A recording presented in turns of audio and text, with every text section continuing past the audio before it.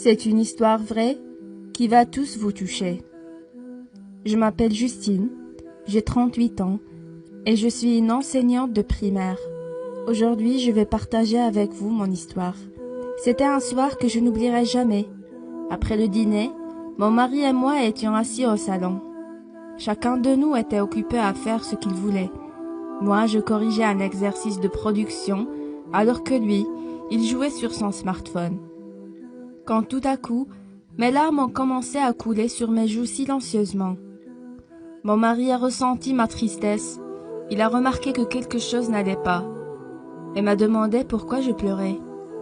Je lui ai dit qu'hier j'ai demandé à mes élèves de rédiger une production écrite et de parler de leurs plus grands souhaits. En corrigeant, la dernière feuille m'a énormément touchée.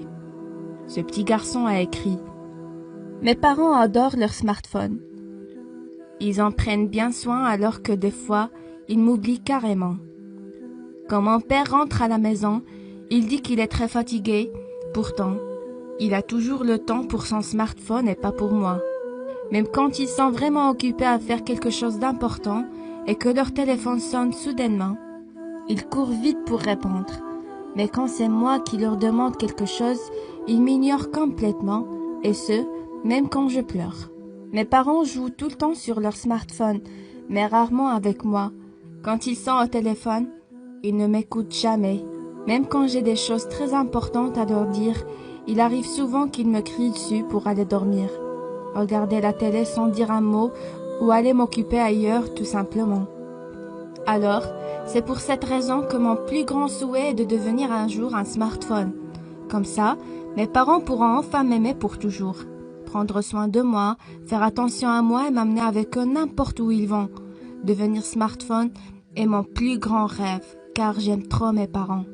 Après avoir tout lu, mon mari m'a regardé avec des yeux pleins de chagrin et m'a dit que ses parents sont insoucieux, qu'ils ont tort d'ignorer leur enfant et que je devrais peut-être leur parler de ce grave problème, car le pauvre petit garçon a besoin de leur attention et de leur amour. Puis il m'a demandé si je connaissais les parents de cet élève. Je lui ai dit que oui, je les connais très bien, car c'est notre fils qui a écrit ça. Mon mari était choqué. Je sais qu'il n'a jamais fait attention à ce détail, et moi non plus d'ailleurs. Ce fut notre plus grande erreur. Il ne faut jamais sacrifier le temps qu'on devrait passer à côté de notre famille, peu importe la raison. Les smartphones sont conçus pour rendre notre vie plus facile et pratique, et non pas pour nous séparer du monde réel. Sachez qu'il n'est jamais trop tard pour changer votre vie.